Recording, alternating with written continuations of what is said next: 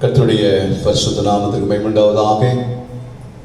கர்த்தருடைய பெரிதான கிருபையினாலே 8 மாதங்களை நாம் முடித்து 9வது மாதத்தினுடைய இந்த 1ஆம் தேதி காலை வேளையிலே கர்த்தர் கிருபையாய் நம்மை காணும்படி செய்திருக்கிறார். கர்த்தர் நல்லவர், அவர் வல்லவர், அவர் போதுமானவர். நம்முடைய அரசாங்கத்திற்கு நாம் நன்றி சொல்லவும் கடமைப்பட்டவர்களாக இருக்கிறோம். இந்த மாதத்திலே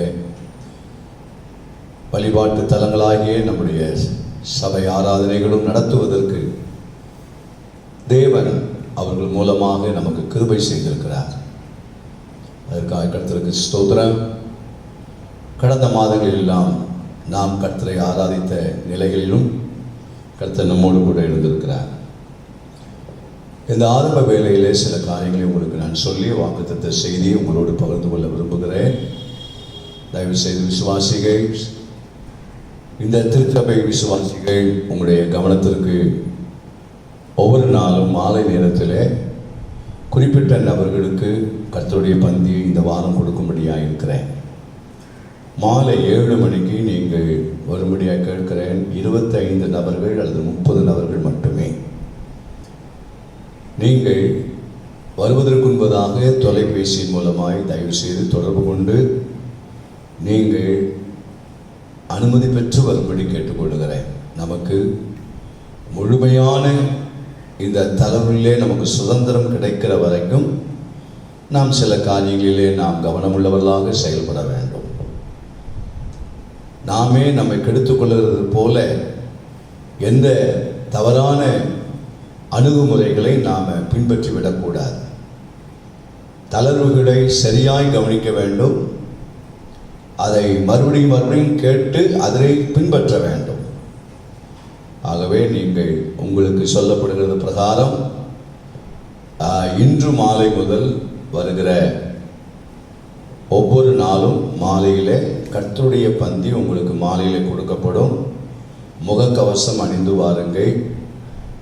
65 வயதுக்கு மேற்பட்டவர்கள், 65 உள்ளவர்கள் தயவு செய்து வர வேண்டாம். சிறு குழந்தைகளை நீங்கள் அழைத்து கொண்டு வரக்கூடாது. பிள்ளைகளை நீங்கள் அழைத்து கொண்டு வரக்கூடாது. அதிக நேரம் அதில் எடுக்கப்படாது.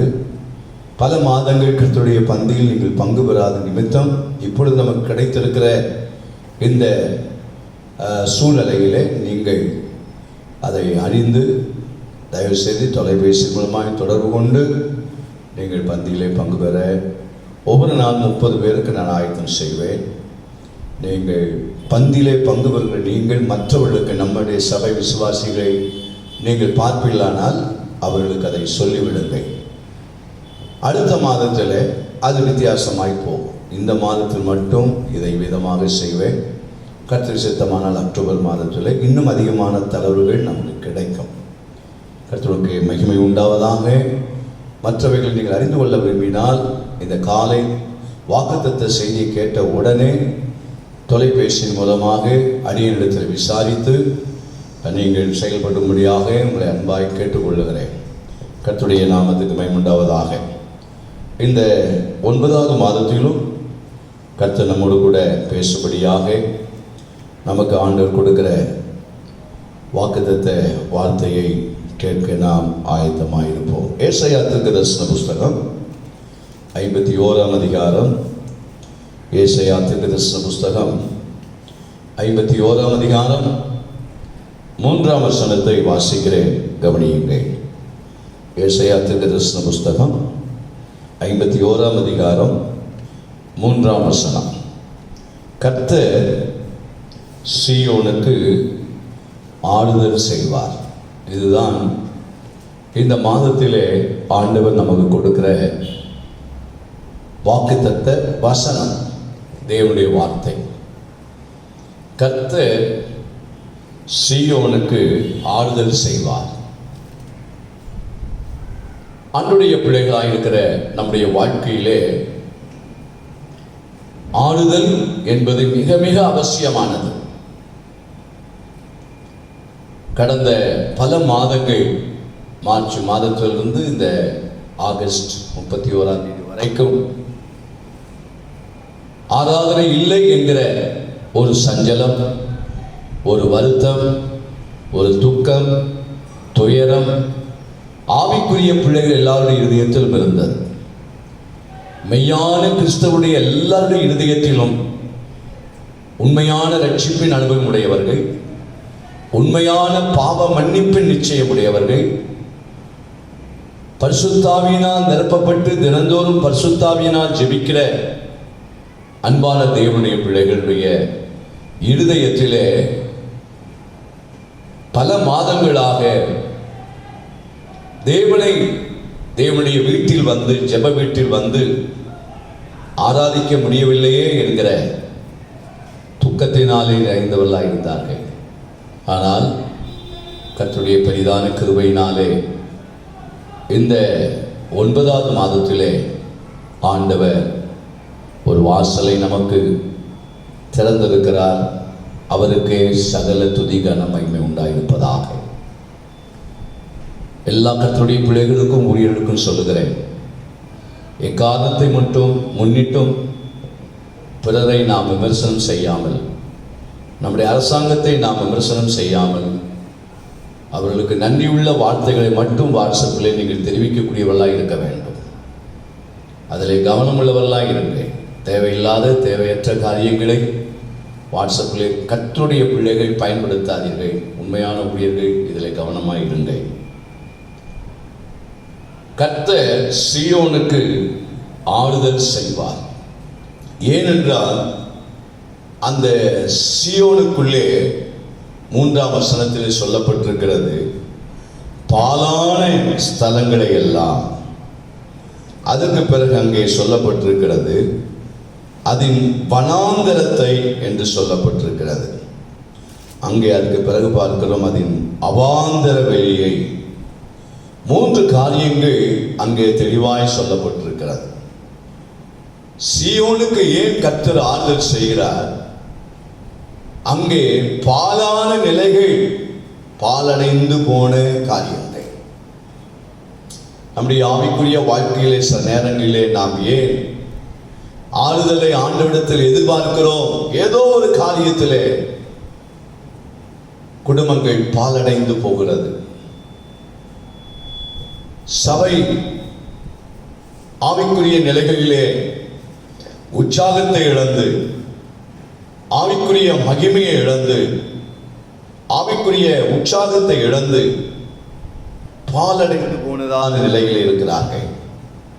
கிறிஸ்துவுக்குள் அன்பான தேவனுடைய பிள்ளைகளே, சீயோன் பாலடைந்த நிலையில் இருக்கக்கூடாது என்பதற்காக தான் சீயோனுக்கு கர்த்தர் ஆறுதல் செய்வார். சீயோன் என்பது தேவனுடைய சபை. சபை மக்களாக இருக்கிற உங்களுடைய வாழ்க்கையிலே இந்த நாட்களில் நீங்கள் பாலடைந்து போனவர்களைப் போல இருக்கிறீர்களா? நிச்சயம் கர்த்தர் இந்த 9வது மாதத்திலே பாலடைந்து போனவைகளை அங்கே சொல்லப்பட்டிருக்கிறது, பாலான ஸ்தலங்களை எல்லாம் அவர் தேர்தல் அடைய செய்து அதை சரிப்படுத்தி தருவார். பிரைஸ் தி லார்ட், ஹல்லேலூயா. நம்முடைய வாழ்க்கையிலே மனுஷனால் இதை செய்ய முடியாது. எந்த மனிதனும் முடியாதுங்க. பாருங்க, சில நேரத்தில் ஆண்டவர் நம்ம கட்டினால ஒழிய மற்ற யாரும் நம்மளை கட்டி எழுப்ப முடியாது. தெரியுமா உங்களுக்கு? நான் ஒரு வசனத்தை சொல்லிட்டு இந்த பகுதிக்குள்ளே நான் வரும்படியாய் விரும்புகிறேன். எரேமியாவின் தீர்க்கதரிசன புஸ்தகத்திலே, எரேமியாவின் தீர்க்கதரிசன புஸ்தகம், பிரைஸ் தி லார்ட், ஹல்லேலூயா, 1ஆம் அதிகாரத்திலே நீங்கள் பார்க்கும்போது அங்கே சொல்லப்பட்டிருக்கிறது, 10ஆம் வசனத்திலே நாம் வாசிக்கிறோம். எரேமியா 1:10, பிடுங்கவும் இடிக்கவும் அழிக்கவும் கவிழ்க்கவும்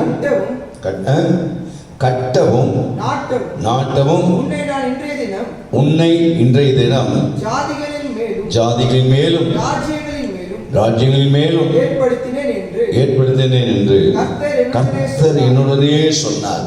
எரேமியா தீர்க்கதரிசியோடு கர்த்தர் பேசும்போது சொல்லுகிறார், மேலுள்ள பகுதியை விட்டுருங்க, பிடுங்கவும் இடிக்கவும் அழிக்கவும் கவிழ்க்கவும் அதெல்லாம் விட்டுருங்க, அதற்கெல்லாம் காரணம் இருக்கிறது. ஆனால் அதில் ஒன்று, கட்டவும் நாட்டவும் நான் உன்னை ஏற்படுத்தியிருக்கிறேன்.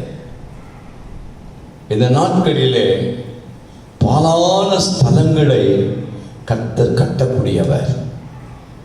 பலருக்கு என்ன தெரியுமா, இந்த ஊரடங்கு நிமித்தமாக சபை ஆராதனைகள், தேவனுடைய சபையிலே நாம் கூடி ஆராதிக்காத நிமித்தமாக சபை உடைந்து போயிருக்கும், சபையால் சிதறி போயிருப்பார்கள். ஆன்லைனில் பேசினவர்கள் தன் பக்கமாக ஆட்களை இழுத்திருப்பார்கள் என்கிற குழப்பமான நிலைகள் எல்லாம் சிலர் இருப்பார்கள், கண்டிப்பாக இருப்பார்கள். ஆனால் ஒரு நாள் கர்த்தர் தம்முடைய சபை பாதிக்கப்பட இடம் கொடுக்க மாட்டார். தேவன் எப்பொழுதும் சபையாருக்கு வைராக்கியம் உள்ளவர் என்று நான் உங்களோடு பேசியிருக்கிறேன். ஆகவேதான் ஆண்டவர் சொன்னார், சீயோனுக்கு நான் ஆறுதல் செய்வேன், அந்த பாலான ஸ்தலங்களை நான் தேடுதல் அடைய செய்வேன். பிரைஸ் தி லார்ட், ஹல்லேலூயா. அன்பு சகோதரனே, சகோதரியே, கன்னத்தின் மேல் கரங்களை வைத்து ஏதோ பறிகொடுத்தது போல நம்முடைய நிலைகள் கடந்த நாட்கள் இருந்திருக்கலாம். இந்த 9வது மாதத்தில் உங்களை பார்த்து கர்த்தர் சொல்ல விரும்புகிறது தெரியுமா? அவர் உங்களுக்கு ஆறுதல் செய்வார். அந்த ஆறுதல் என்ன தெரியுமா? அந்த பாலானதை கர்த்தர் மாற்றி அரண்மனையாய் ஆண்டவர் மாற்றுவார். அரண்மனையா மாற்றுவாருங்க. புதிதான நிலையிலே ஆண்டவர் மாற்றுவார். அதை அவர் செய்ய அவர் போதுமானவராக இருக்கிறார். ஒரு நாளும் ஆண்டவர் சபையை கைவிட்டார் என்று யாரும் சொல்லக்கூடாது. ஸ்பீக்கர் நம்ம தள்ளி வைப்பான். நம்ம வாழ்க்கையில் ஸ்பீக்கர் தள்ளி வைப்பான்.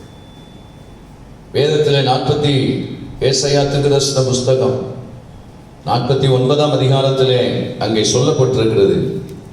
ஏசாயா தீர்க்கதரிசன புஸ்தகம் 49ஆம் அதிகாரம் 14ஆம் வசனத்திலே, சீயோனோ, கர்த்தர் என்னை கைவிட்டார், ஆண்டவர் என்னை மறந்தார் என்று சொல்லுகிறார். ஒரு நாள் தேவனுடைய பிள்ளைகளே, இந்த வார்த்தை எப்ப தெரியுமா நமக்குள்ள வரும்? நாம துயரமாய் இருக்கும்போது, நாம துக்கத்தோடு இருக்கும்போது, நாம வேதனையோடு இருக்கும்போது, எல்லாரும் என்ன மறந்தது போல, எல்லாரும் என்னை கைவிட்டது போல, என்னை ரட்சித்த ஆண்டவர் கூட என்னை கைவிட்டுட்டாரு, என்னை அபிஷேகித்த ஆண்டவர் கூட என்னை மறந்துட்டாரு. சகோதரன், நீங்கள் இன்றைக்காவது இந்த நாட்கள் நீங்கள் அப்படி நினைத்தது உண்டா?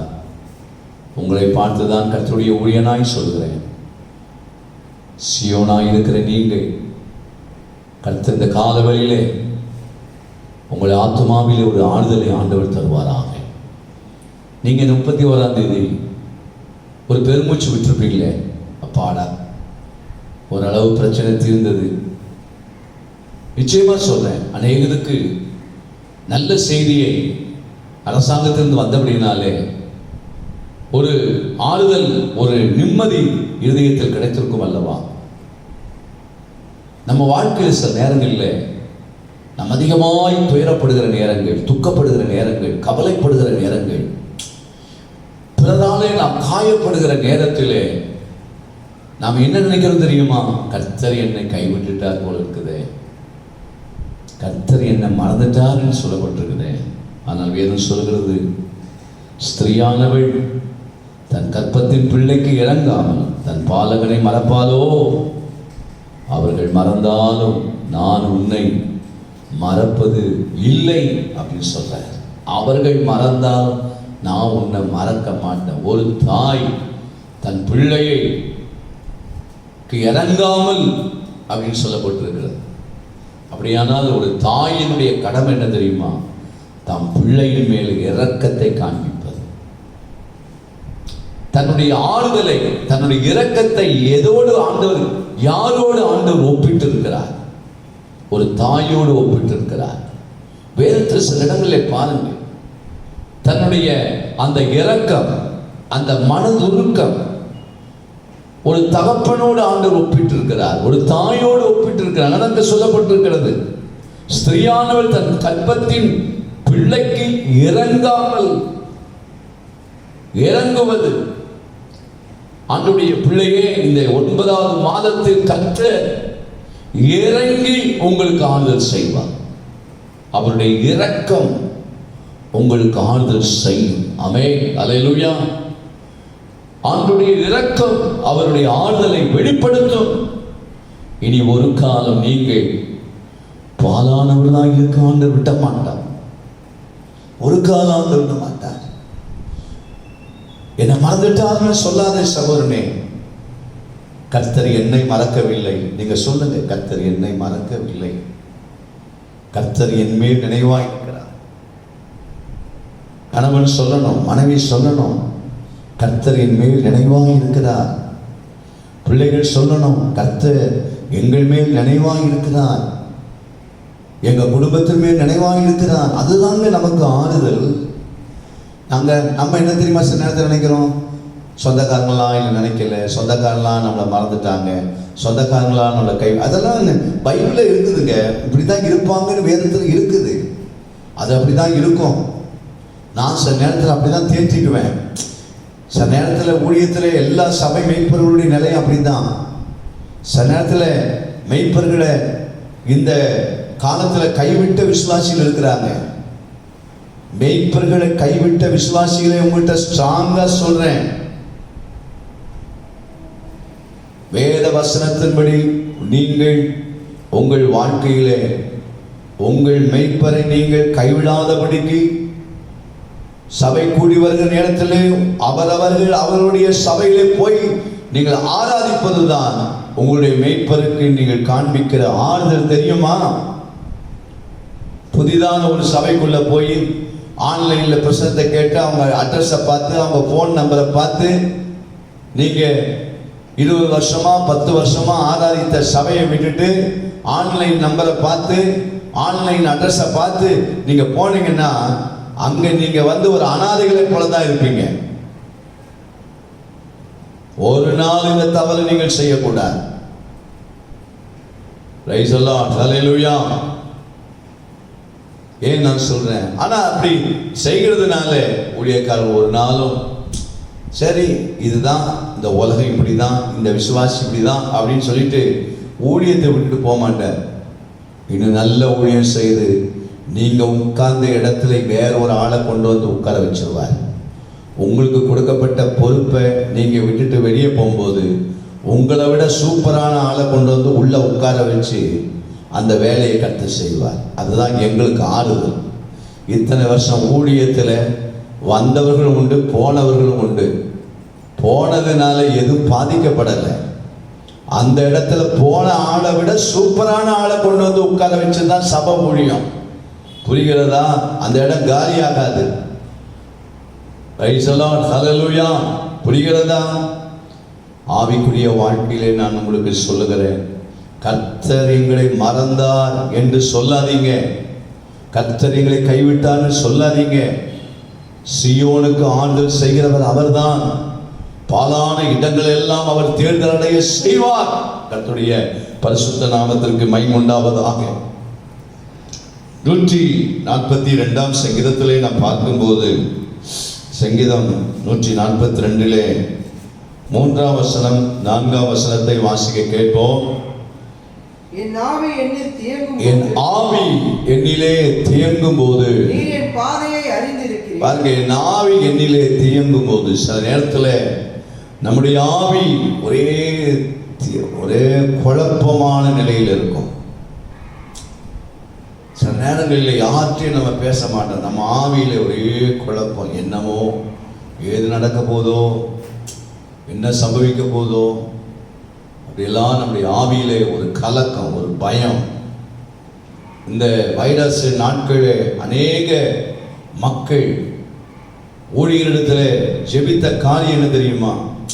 என்னமோ பாஸ்டர் எங்களுக்கு தெரியாம ஒரு பயம் உள்ளத்தில் இருக்குது, ஏதோ ஒரு கலக்கம் உள்ளத்தில் இருக்குது. தாவீது சொல்ற அந்த அதிகாரத்தில் வாசிக்கும் போது 142ஆம் சங்கீதத்திலே தாவீது கெபியில் இருக்கும் போது பண்ணின விண்ணப்பம், அந்த சவுல் நிமித்தமாய் கெபியில போய் அமர்ந்திருக்க நேரத்தில் என்ன நடக்குமோ தெரியல என்று ஆவியிலே தேங்கினார். நீர் என் பாதை செய்திருக்கிறீர், அறிந்திருக்கிறீர், நான் நடக்கிற வழியிலே மறைவாக எனக்கு கண்ணி வைத்தார்கள். உங்க வாழ்க்கையிலே எத்தனையோ பேர் மறைவாக கண்ணியை வைத்திருக்கிறாங்க தெரியுமா? இன்றைக்கு நீங்கள் நான் உயிரோடு இருக்கிறோம் என்றால் அந்த எல்லா கன்னிகளுக்கும் தேவன் நம்மை தப்புவித்தார். அந்த எல்லா கன்னிகளுக்கும் ஆண்டவர் நமக்கு விடுதலையை தந்தார். உங்களுக்கு கன்னிகளை பற்றி தெரியுமா? ஆனால் ஒவ்வொரு சூழ்நிலைகள் நடுவிலும் உங்களுடைய வாழ்க்கையிலே கர்த்தர் என்னை கைவிட்டார் மறந்தார் சொல்லாதீங்க. இந்த 9வது மாதம் நான் சொல்றேன், கர்த்தர் உங்களுக்கு ஆளுநர் செய்துதான் உங்களை ஒவ்வொரு சூழ்நிலையில் நடுவிலும் ஆண்டவர் உங்களை நடத்தியிருக்கிறார். கர்த்தருடைய நாமத்திற்கு மகிமையுண்டாவதாக. இதை சொல்லிட்டு அவர் சொல்றார், 4ஆம் வசனம் தான் ரொம்ப முக்கியமானது. அவர் சொல்றாரு, வலதுபுறமாய் கண்ணோக்கி பாரு, என்னை அறிவார் ஒருவரும் இல்லை. வலதுபுறமாய் பார்த்தால் என்னை அறிவார் ஒருவரும் இல்லை. எனக்கு அடைக்கலம் இல்லாமல் போயிற்று. என் ஆத்துமாவை விசாரிப்பார் ஒருவரும் இல்லை. சில வேளைகளிலே உங்களை விசாரிப்பதற்கு கூட ஒருவர் இருக்க மாட்டாங்க. நீங்க எந்த பக்கம் திரும்பினாலும் ஒரு ஆள் இருக்க மாட்டாங்க. உங்களுக்கு தெரிஞ்சவங்கிட்ட போனா கூட உங்களை தெரியாதுன்னு சொல்லிடுவாங்க. நீங்க யாரும் எனக்கு தெரியாது, உங்க சொந்தக்காரங்களே தெரியும் சொல்லுவாங்க. கல்யாணத்துக்கு அவ்வளவு பேர் டிப்டாப்பா வருவாங்க, கார்ல வருவாங்க, வாடகை கார்ல வருவாங்க. ஐயோ, கல்யாணத்தில் பார்த்தா பெரிய கோடீஸ்வரர் மாதிரி, பெரிய பணக்காரர்கள் மாதிரி. உண்மையிலே பணக்காரலாம் வந்தால் நான் அவங்கள குறை சொல்லலை. அந்த பணக்கார போர்வையில் அந்த வேஷத்தில் நாங்கள் எவ்வளோ கல்யாணத்தை பார்த்துருப்போம், எவ்வளோ பேரை நாங்கள் பார்த்துருப்போம். அப்படி டிப்டாப்பா கோட்டு ஷூட்டு டை எல்லாம் போட்டுட்டு, யாரு எங்க சித்தப்பா, எங்க பெரியப்பா, எங்க மாமா, எங்க மச்சான். ஆனால்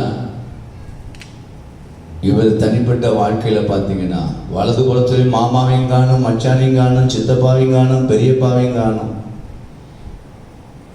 ஏன்? இவங்க எல்லாம் இந்த ஆத்துமாவை விசாரிக்கிறவங்க கிடையாது.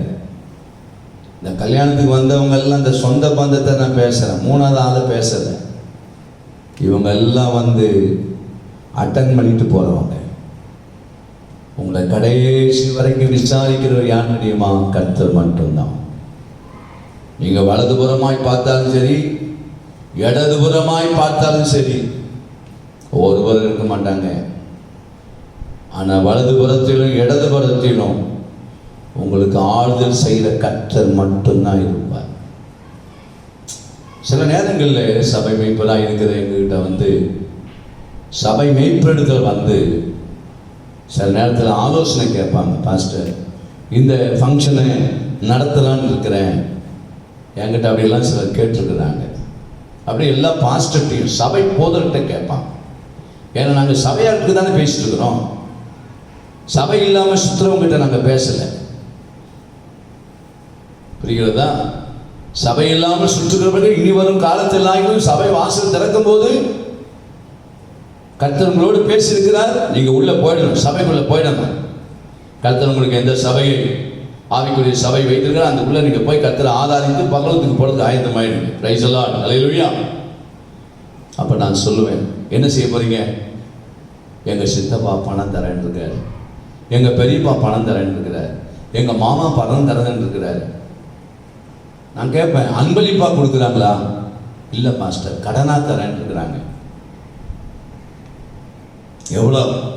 அந்த ஃபங்க்ஷனுடைய செலவு அத்தனையும் கொடுக்குறேன்னு இருக்கிறாங்க. அதை நம்பிதான் பாஸ்டர் இந்த ஃபங்க்ஷனை நடத்த போறேன். நான் சொல்லுவேன், நீங்க தப்பு பண்றீங்க, நீங்க தப்பு பண்றீங்க.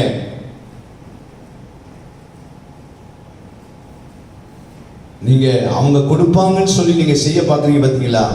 அது ரொம்ப தவறு. அது மாதிரி செய்யாதீங்க. அதை விட அந்த ஃபங்க்ஷன் இல்லாம கஞ்ச சாப்பிட்டுட்டு நிம்மதியா தூங்க பாரு.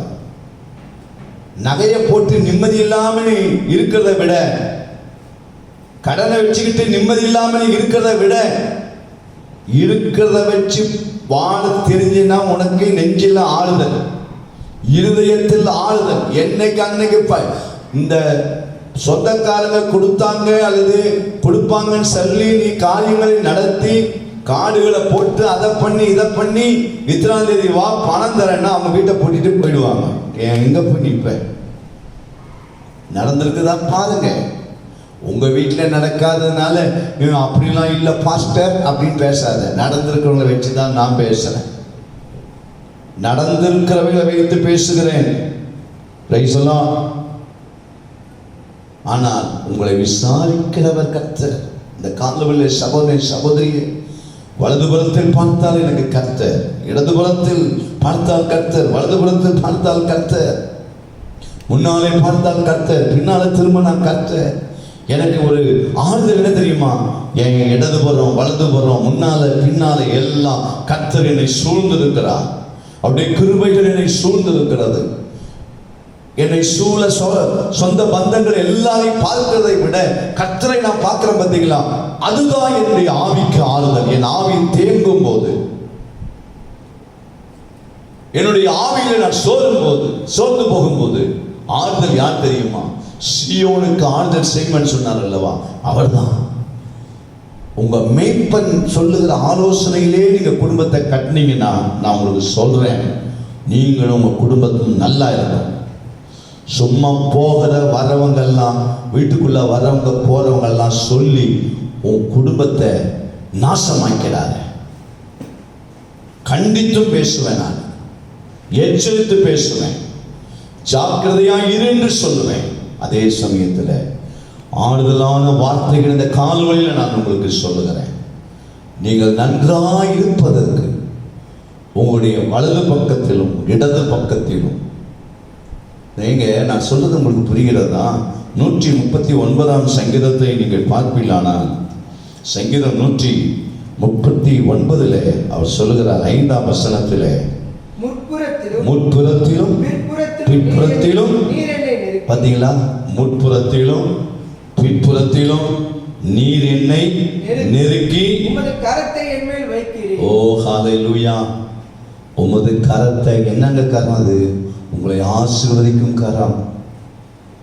தாவீது சொல்றார். அதனால அவர் அடுத்ததுல சொல்லும்போது, இந்த அறிவு, 6ஆம் வசனம், இந்த அறிவு எனக்கு மிகுந்த ஆச்சரியம், இந்த அறிவு எனக்கு மிகுந்த ஆச்சரியமும், எனக்கு எட்டாத, ஓ ஹல்லேலூயா, எனக்கு எட்டாத உயரம். எத்தனையோ சந்தர்ப்பங்கள் இல்லைங்க, ஒருவரும் எனக்கு இல்லை. ஒரு முறை ஒரு பழைய கார் வச்சிருந்தேன்னா, அனுபவத்திலிருந்து பேசுறேன், சும்மா ஒன்றும் கதை விடலை. நான் இங்க கதை விடுறதுக்கு கர்த்தர் எங்களை அழைக்கல. நாங்க கதை விட்டா நாங்க கர்த்தருக்கு கணக்கு கொடுக்கணும், புரியுதா?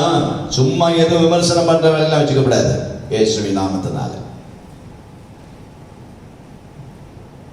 ஒரு பழைய கார் வச்சிருந்தேன், அதுல டயர் எல்லாம் ரொம்ப தேஞ்சு போச்சு.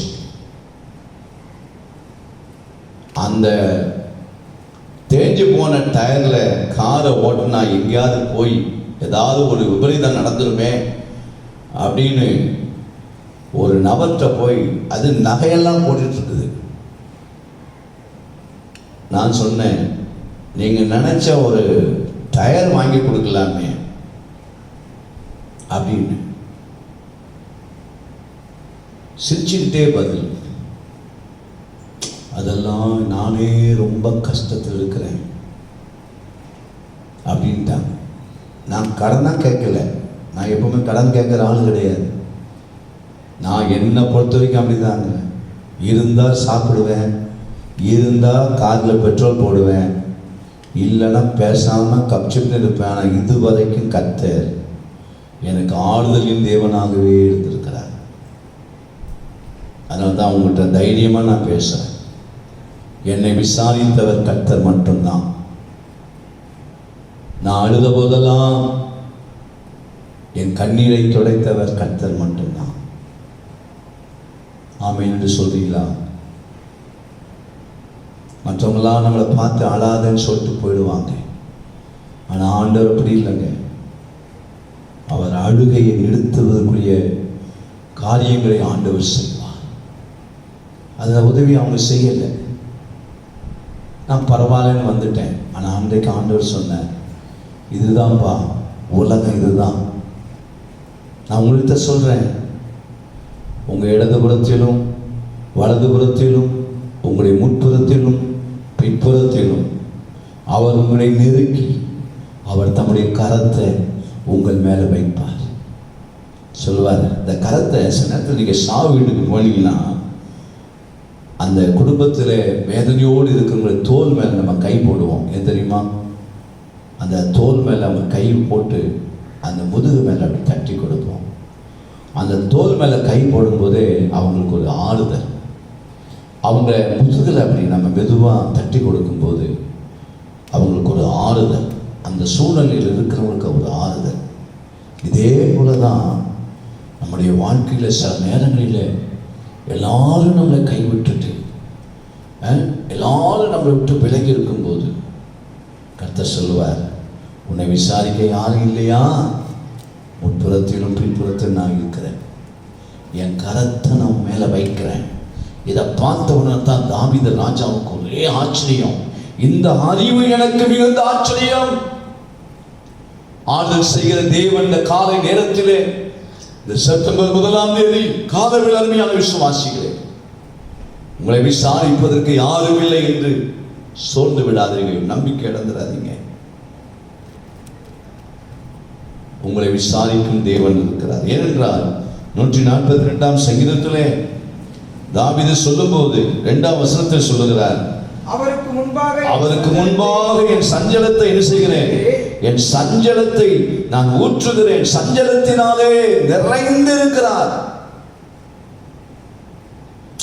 தாவீதுடைய இருதயம் இப்போ சஞ்சலத்தினாலே, அங்க சொல்றார், அவருக்கு முன்பாக என் சஞ்சலத்தை ஊற்றுகிறேன், அவருக்கு முன்பாக என் நெருக்கத்தை அறிக்கையிடுகிறேன், அவருக்கு முன்பாக என் நெருக்கத்தை அறிக்கையிடுகிறேன். இந்த மாதத்தில் கர்த்தர் உங்களுக்கு ஆறுதல் செய்யணுமா? யாருக்கு முன்னாலேயும் போய் அறிக்கை செய்யாதே. யாருக்கு முன்பதாக போய் உன் சஞ்சலத்தை ஊற்றாதே, ஒப்பாரி வைக்காத. வீடு வீடா போய் உன் சஞ்சலத்தை ஒப்பாரி வைக்காத. சகோதரனே, சகோதரியே, உங்களுடைய சஞ்சலத்தை, உங்களுடைய பாரத்தை கர்த்தருக்கு முன்பதாக ஊற்றுங்க. அன்னாலை போல அன்னாள் தன்னுடைய சஞ்சலத்தை, தன்னுடைய துக்கத்தை கர்த்தருடைய ஆலயத்தில் வந்துதானே, நான் மனக்லேசமுள்ள ஸ்திரீ. 1 சாமுவேல் நான் வாசிக்கிறோம், அன்னாள் அங்கே சொல்லப்பட்டிருக்கிறது. வாசிப்போம். 1 சாமுவேல் புஸ்தகம் 1ஆம் அதிகாரம். பிரைஸ் தி லார்ட், ஹல்லேலூயா, ஸ்தோத்திரம். ஜெபத்தோடு கூட இந்த 1ஆம் தேதி காலையில் தேவனுடைய வார்த்தையை கேளுங்க. அன்னால் அங்கே சொல்லப்படும் போது சொல்லுகிறார், 10ஆம் வசனம், அவள் போய் மனம் கசந்து மிகவும் அழுது கர்த்தரை நோக்கி விண்ணப்பம். பாருங்க, எங்க போய் மனம் கசந்து கர்த்தரை நோக்கி. உங்களுக்கு கர்த்தர் ஆறுதல் செய்யணுமா? முதலாவது சொல்லுகிறேன், அவர் உங்களுடைய பக்கத்தில் இருக்கிறார். அவர் ஒருவர் தான் உங்களை விசாரிப்பார். இரண்டாவது சொல்லுகிறேன், அன்னாள் கர்த்தரை நோக்கினார். தாவீது சொல்லுகிறது போல, என் சஞ்சலத்தை, என் நெருக்கத்தை அறிக்கையிடுகிறேன், என் சஞ்சலத்தை உமக்கு முன்பதாக ஊற்றுகிறேன். அன்பு சகோதரனே, சகோதரியே, இந்த 9வது மாதத்தில் நீங்கள் எந்த சஞ்சலத்தில் இருந்தாலும், எந்த நெருக்கத்தில் இருந்தாலும் கர்த்தருக்கு முன்பதாக ஊற்றவும் அறிக்கையிடவும் ஆயத்தமாகி. வேதம் சொல்லுகிறது 15ஆம் வசனத்திலே, 1 சாமுவேல் 1:15 சொல்லப்பட்டிருக்கிறது.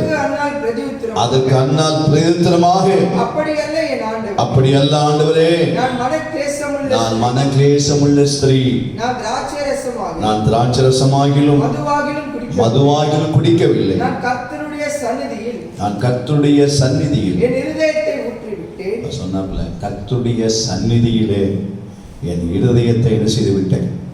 உங்களுக்கு இந்த காலை வேளையில் நான் சொன்ன தெரியுமா, சீயோனுக்கு கர்த்தர் ஆறுதல் செய்வான்னு சொல்லும்போது முதலாவது நீங்க அறிய வேண்டியது, உங்கள் சொந்த பந்தம் எல்லாவற்றுக்கும் மேலாக, உங்கள் நண்பர்கள் எல்லாவற்றுக்கும் மேலாக கர்த்தர் உங்களுடைய வலது பக்கத்திலும் இடது பக்கத்திலும் இருக்கிறார் என்பதை நீங்கள் அறிய வேண்டும். ரெண்டாவது, உங்களுடைய வாழ்க்கையிலே உங்களுக்கு இருக்கிற சஞ்சலங்கள், உங்களுக்கு இருக்கிற நெருக்கங்கள், உங்களுக்கு இருக்கிற துக்கங்கள், உங்களுக்கு இருக்கிற கவலைகளை மனுஷனிடத்தில் போய் ஊற்றாதே. வீடு வீடாக போவாதே, போய் ஊற்றாதே. சில ஆட்களுக்கு சொன்னால், இந்த வார்த்தையை சொன்னால் என்கிட்ட என்ன கோபம் வராங்க தெரியுமா, என்ன வேகமாக வராங்க. நான் மனதுக்குள்ளேயே சிரிச்சுக்குவேன், ஆண்டவரே இன்னும் இவங்க கிறிஸ்துவுக்குள்ள வளரலை, இவங்க இன்னும் சத்தியத்துக்குள்ள வளரலை. என்னமோ நம்ம ரொம்ப சாமர்த்தியமா கேட்டது போல ஒரு மனசுல ஒரு நினைப்பு. தேவனுடைய பிள்ளையே,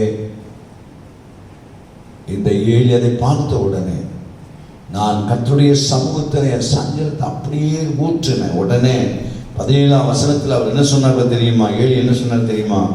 அதற்கு ஏழி சமாதானத்தோட போ, நீ இஸ்ரவேலின் தேவனிடத்தில் கேட்ட உன் விண்ணப்பத்தின்படி அவர் உனக்கு என்ன செய்வார் அப்படின்னு சொல்லி. அது அவங்க அம்மாக்கு எவ்வளவு ஆறுதல் தெரியுமா?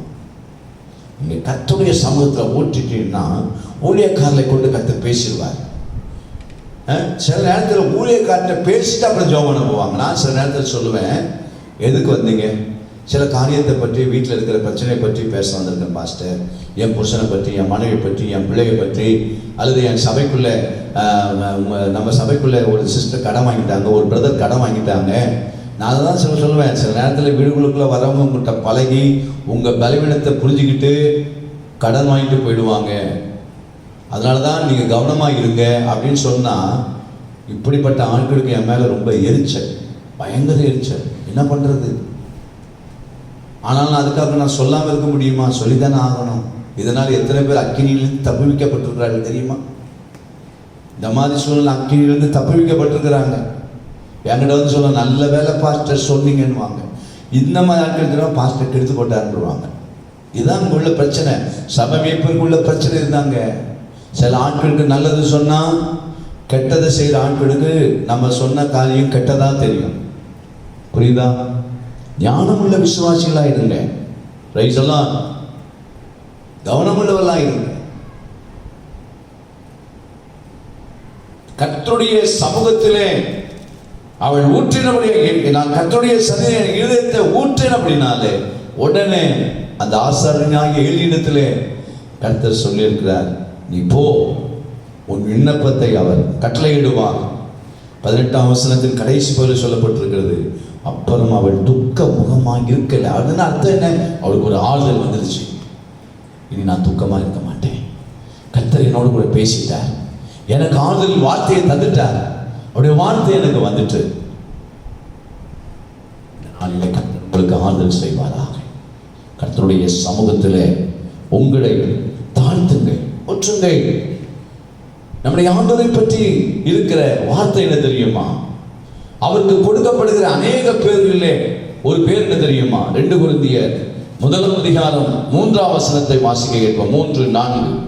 நான் இரவும் 2 கொரிந்தியர் 1ஆம் அதிகாரம் 3ஆம் வசனம். நமது கர்த்தராகிய இயேசு கிறிஸ்துவின் பிதாவாகிய தேவனும் இரக்கங்களின் பிதாவும் சகல விதமான ஆறுதலின் தேவனும். அங்க என்ன சொல்லப்பட்டிருக்கிறது? சகல விதமான ஆறுதலின் தேவனமாய் இருக்கிறவருக்கு இந்த காலவெளியில் நீங்க சொல்லணும், சகல விதமான ஆறுதலின் தேவனுக்கு ஸ்தோத்திரம். 3 முறை சொல்லுங்க, சகல விதமான ஆறுதலின் தேவனுக்கு ஸ்தோத்திரம். சகல விதமான ஆறுதலின் தேவனுக்கு ஸ்தோத்திரம்.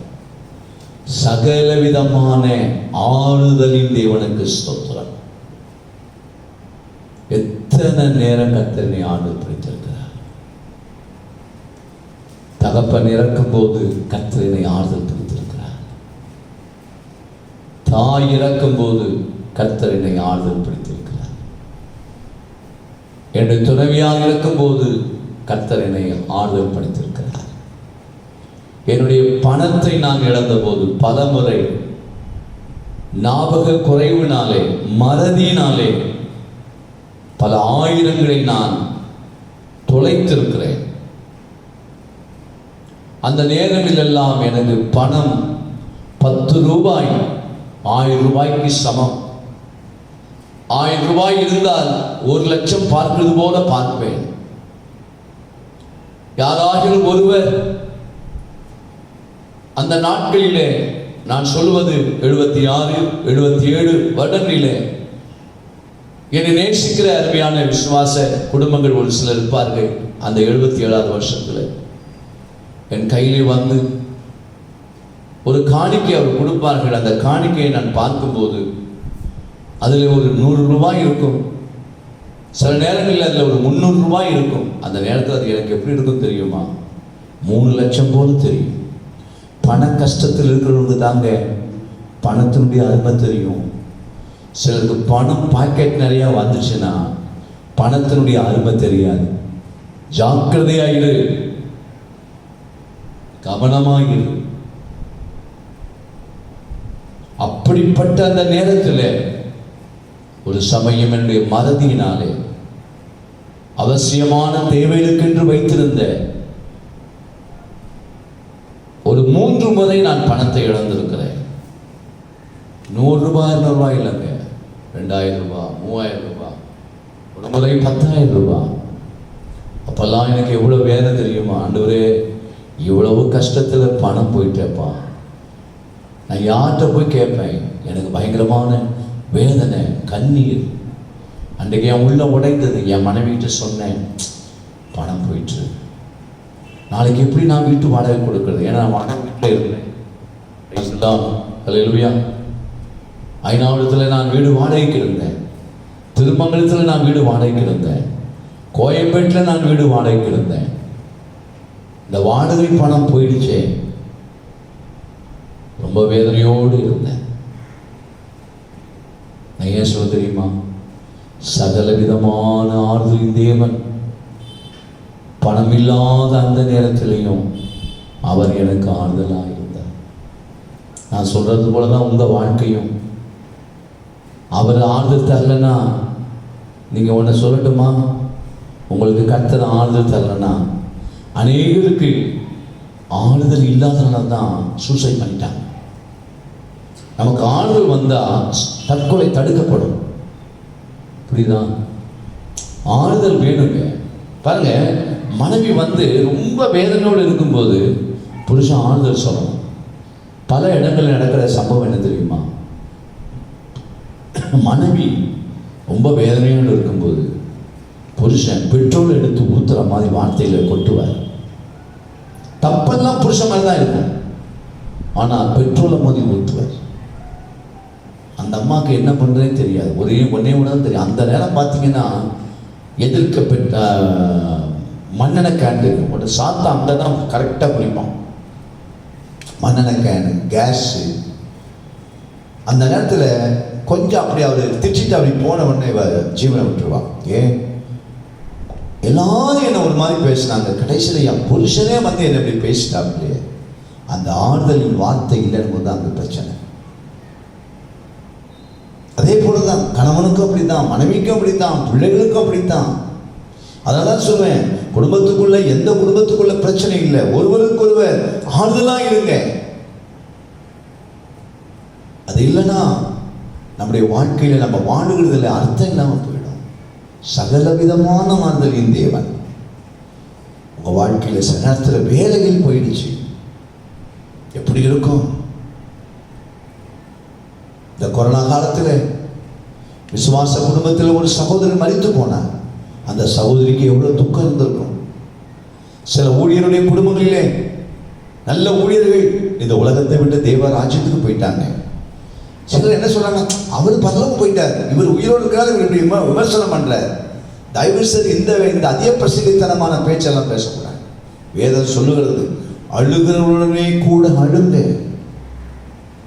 துயரப்படுவதோடு கூட நமக்கு நம்முடைய துயரத்தை வெளிப்படுத்தணும். சும்மா ரொம்ப பெரிய விமர்சனம் பண்ற வேலை வச்சுக்க கூடாது. எங்களுக்கு தெரியாதா அவர் பரலோகம் போனார்?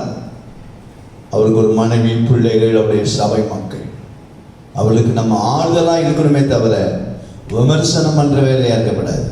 இயேசுவின் நாமத்தினால். Glory to God. சகலவிதமான ஆறுதல். எந்த மக்களும் இப்படிப்பட்ட துயரமான சூழ்நிலையிலே ஆறுதல் சொல்ல ஒருவரும் இல்லாவிட்டாலும் அப்போஸ்தலனாகிய பவுல் சொல்றார், அவர் சகலவிதமான ஆறுதலின் தேவனாய் இருக்கிறார். அவருக்கு ஸ்தோத்திரம். 4வது வசனம், தேவனால் எங்களுக்கு அருளப்படும். பாருங்க, நமக்கு என்ன அருளப்படுகிறது? தேவனால் எங்களுக்கு அருளப்படுகிற ஆறுதலினாலே. எந்த உபத்திரவத்திலாகிலும் அகப்படுகிறவர்களுக்கு நாங்கள் ஆறுதல் செய்ய திராணி உள்ளவர்கள் ஆகும்படிக்கு எங்களுக்கு வரும் சகல உபத்திரவங்களிலே அவரே எங்களுக்கு என்ன செய்கிறார்? பாருங்க, எங்களுக்கு வரக்கூடிய சகல உபத்திரவங்களிலும் ஊழியக்காரருக்கு தாங்க அதிகமான உபத்திரவங்கள், அதிகமான பாடுகள், அதிகமான நிந்தைகள், அதிகமான அவமானங்கள். ஊழியக்காரருக்கு, ஊழியக்காரர் மனைவிக்கு, ஊழியக்காரருடைய பிள்ளைகளுக்கு. இந்த பவுல் சொல்றத பார்த்தீங்களா? என்ன சொல்றாரு? எங்களுக்கு வரும் சகல உபத்திரவங்களிலும். ஏன் எங்களுக்கு இந்த உபத்திரம்? சில நேரத்துக்கு பாஸ்டர் உங்களுக்கு ஏன் அப்படி? அதில் அந்த வசனத்தில் தான் அந்த பதிலே இருக்குது. விசுவாசிகளை பார்க்கிலும், விசுவாசிகளே உங்களை பார்க்கிலும் எங்களுக்கு உபத்திரவங்கள் அதிகமானது, பாடுகள் எங்களுக்கு அதிகமானது, நிந்தைகள் அதிகமானது, அவமானங்கள் அதிகமானது. அதனால்தான் இன்றைக்கு வேத வசனத்தின்படி அநேகர் அதை செய்து கொண்டே இருக்கிறார்கள். ஆனால் பவுல் அதுக்கு என்ன பதில் சொல்ல தெரியுமா? எங்களுக்கு வருகிற இந்த உபத்திரவங்களிலே எங்களுக்கு யார் ஆறுதல் செய்கிறது? கர்த்தரே ஆறுதல் செய்கிறார். அவர் ஆறுதல் செய்வது மட்டுமல்ல, 4வது வசனத்தினுடைய முதல் பகுதியை சொல்லுகிறார், எந்த உபத்திரவத்திலாகிலும் அகப்படுகிறவர்களுக்கு நாங்கள் என்ன செய்யும்படிக்கு? ஆறுதல் செய்ய திராணி உள்ள ஆகும்படிக்கு. நாம் உங்களுக்கு ஆறுதல் செய்ய தகுதி உள்ளவனா மாறணும்னா எங்களுக்கு உங்களுடைய உபத்திரவத்தை விட அதிகமான உபத்திரவத்தை கர்த்தர் எங்க வாழ்க்கை அனுமதிக்கிறார். அதிகமாக சில ஊழியக்காரர்கள் வெளியே பேச மாட்டாங்க, அவங்கள பார்த்தா அப்படியே அமைதியா இருப்பாங்க. ஆனால் எல்லா உபத்திரவங்களும் அவர்களுக்கு இருக்கும். இயேசுவை பற்றி சொல்லப்பட்டிருக்கிறது, அவர் எல்லாவற்றிலும் சோதிக்கப்பட்டு பாடுபட்டதினாலே நமக்கு உதவி செய்ய வல்லவராய் இருக்கிறார். பாடுபட்டதினாலே எந்த ஊழியர்கள் பாடுபடுகிறார்களோ, எந்த ஊழியர்கள் உபத்திரவப்படுகிறார்களோ, எந்த ஊழியர்கள் அவமானத்தையும் நிந்தையையும் சுமக்கிறார்களோ, அது எதுக்கு தெரியுமா? உங்களுக்காக தான். உங்களுக்காக தான். உங்களுக்கு நாங்கள் ஆறுதலாக இருக்க தான் எங்களுக்கு இதெல்லாம் ஆண்டவர் அனுமதிக்கிறார். புரியுதா? எங்கள் வாழ்க்கையிலே எங்களை அந்த நிலையில வச்சிருக்கிறது உங்களுக்கு ஆறுதல் சொல்ல. ஏற்றுக்கொள்ள மனதாக இருந்தால் ஏற்றுக்கொள்ளுங்க.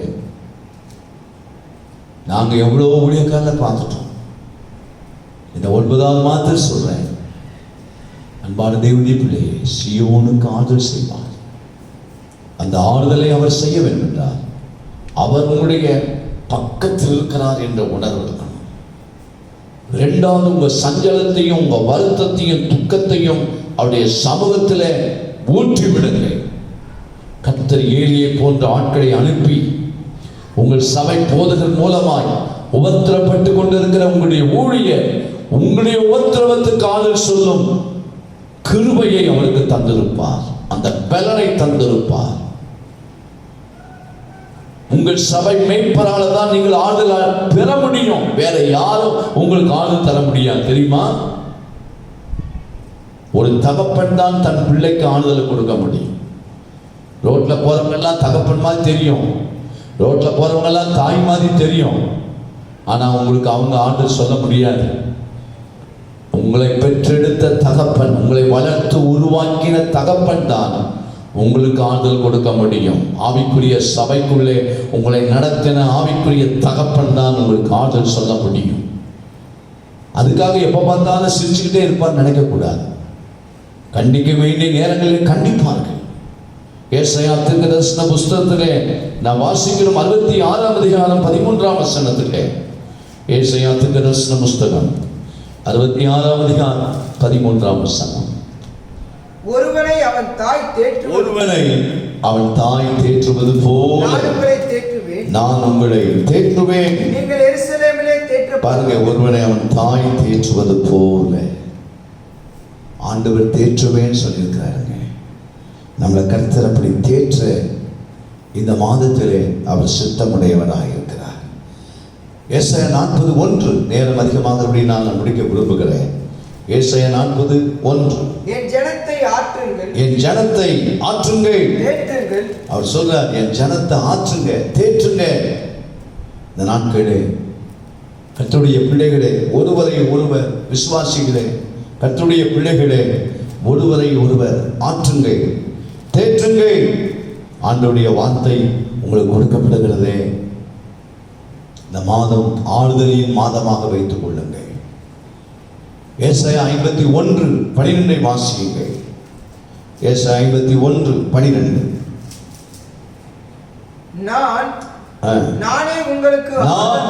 நானே உங்களுக்கு ஆறுதல் செய்கிறவர். ஹல்லேலூயா.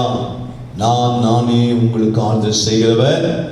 சாகப் போகிற மனுஷனுக்கும் புல்லு கொப்பாய் இருக்கிற மனுபுத்திரனுக்கும் பயப்படுகிறதற்கு வானங்களை விரித்து பூமியை அஸ்திபாரப்படுத்தி உன்னை உண்டாக்கிற கர்த்தரை மறக்கிறதற்கு நீ யார் அப்படின்னு கேட்கிறார். அன்பான தேவனுடைய பிள்ளை, கர்த்தரை மறந்துடாங்க. பல பிரச்சனைகள் வரும்போது கர்த்தரை மறந்துடாங்க. கர்த்தரை பார்த்து சொல்லுங்க, கர்த்தாவே, நான் நொறுங்கி போயிருக்கிறேன், நான் உடைஞ்சு போயிருக்கிறேன், நான் உடைந்த பாத்திரத்தை போல இருக்கிறேன். எப்பவுமே நீங்க உடைஞ்ச பாத்திரம் நினைக்காதீங்க. உங்களை கர்த்தர் உருவாக்கின பாத்திரமா வச்சிருக்கிறார் இல்லையா? ஒரு காலத்தில் நான் உடைஞ்ச பாத்திரம், ஆனா இன்னைக்கு நான் உடைஞ்ச பாத்திரம்னு சொல்லலாம் இல்லையா? இன்றைக்கு கர்த்தர் நம்மை உருவாக்கின பாத்திரம், நல்ல பாத்திரமா கர்த்தர் வச்சிருக்கிறார்.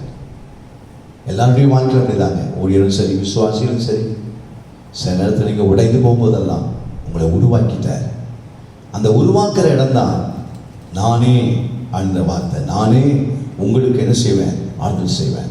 அந்த உடைஞ்சு போன நேரத்தில் அவரே வந்து ஆறுதல் செய்வார்.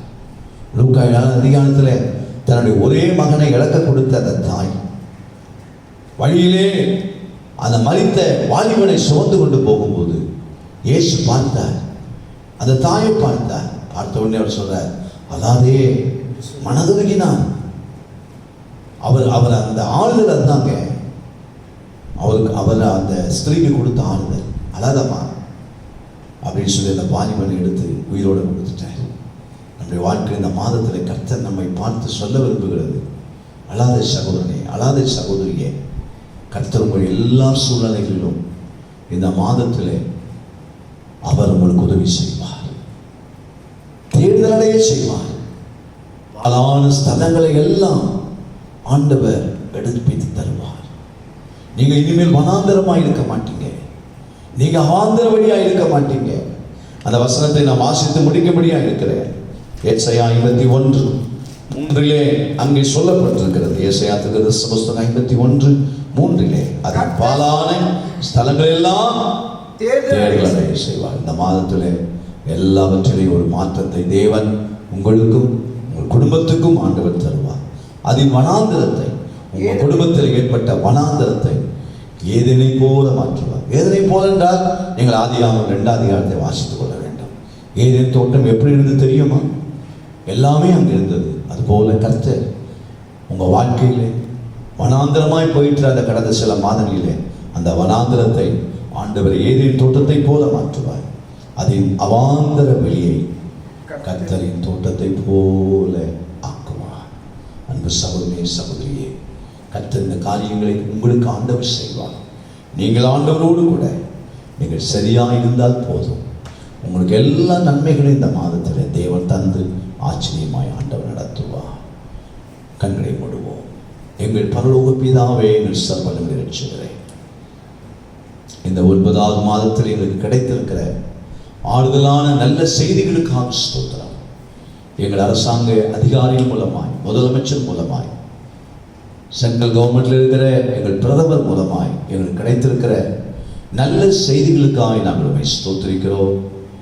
நாங்கள் வருகிற நாட்களில் இன்னும் சுதந்திரமாய் உம்மை ஆராதிப்பதற்கு பாலான ஸ்தலங்களும் வனாந்தரங்களும் அவாந்தர வழிகளும் எல்லாம் ஆண்டவரை செழித்து அது கர்த்தரின் தோட்டம் போல மாறுவதற்கு வாக்கு கொடுத்திருக்கிறீர். அதை நிறைவேற்றுவீராக.